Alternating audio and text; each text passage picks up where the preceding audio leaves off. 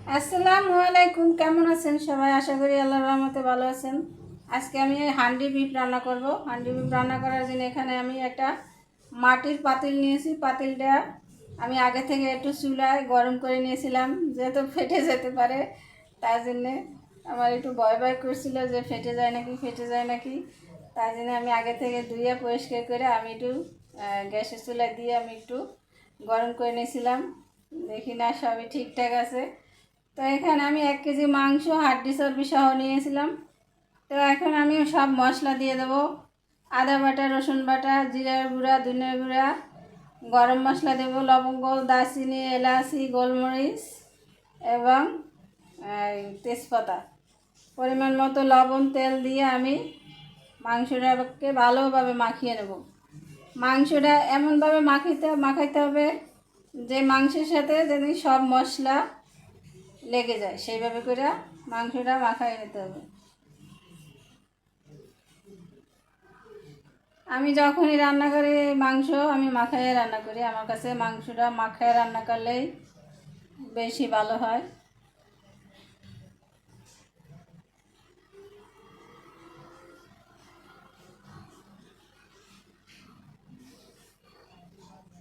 তো এখানে আমি অল্প একটু সাধারণ পানি দিয়া এখন আমি চুলায় বসাই দেবো। এখানে আমি আর কোনো পানি ব্যবহার করব না। এই মাংস থেকে যে পানিটা বের হবে এই পানি থেকেই আমি মাংসটা ভালোভাবে কষিয়ে নেব।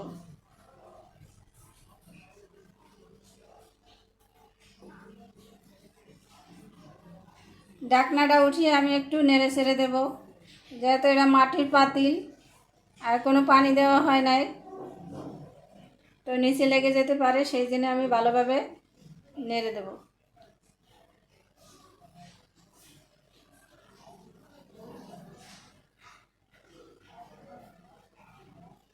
আবারও একটু ঢাকনাটা দিয়ে আমি কিছু সময় অপেক্ষা করব।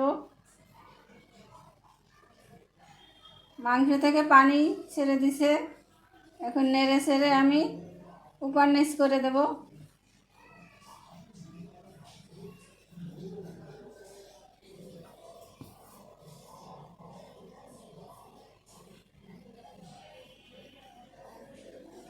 এই প্রথমেই আমি মাটির হাঁড়িতে মাংস রান্না করছি। আমার কাছে খুবই ভালো লাগছে। আসলেও মানুষ বলে যে হান্ডি বিফ খুবই ভালো, খুবই অসাধারণ হয়। আসলেও আমি বিশ্বাস করলাম যে হান্ডি বিফ আসলেও অসাধারণ। আমি এখানে 4টা দেশি রসুন দিয়ে দিছি আস্ত, দিয়ে আমি মাংসটাকে আবারও নেড়ে ছেড়ে মিশিয়ে দেব। মাংস থেকে অনেকটাই পানি বের হয়ে আসছে।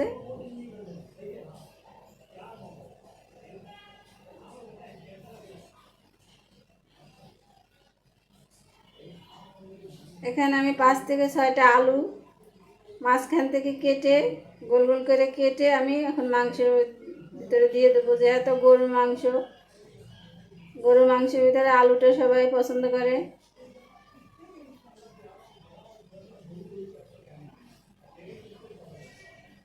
মাংসটা আমার পুরোপুরি কষানো শেষ। এখন আমি পানি দিয়ে দেবো, গরম পানি।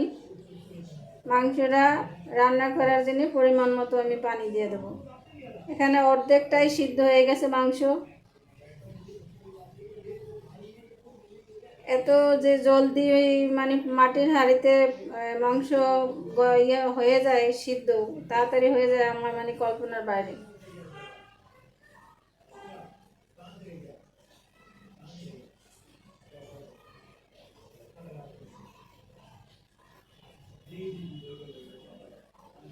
এখন আমি ঢাকনাটা দিয়ে আরও কিছু সময় অপেক্ষা করব, আরও প্রায় 15-20 মিনিটের মতো রান্না করব।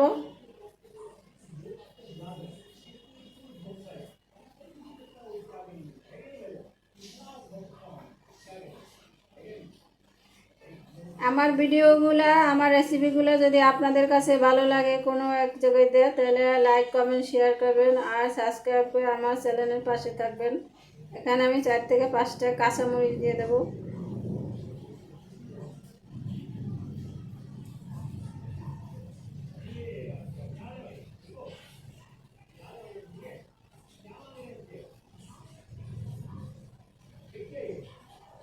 এখানে এখানে আমি বাজার জিরার গুঁড়া দিয়ে দেব। আমার মাংসটা প্রায় রান্না শেষ, কমপ্লিট হয়ে গেছে। চুলাটা আমি অফ করে দিছি, তাও মানে মাংস ফুটতেছে। দেখতেই পাচ্ছেন অসাধারণ একটা কালার আসছে, অসাধারণ। দেখলেই বুঝতে পারবেন যে এই মাংসটা খেতে কতটাই স্বাদের হয়েছে।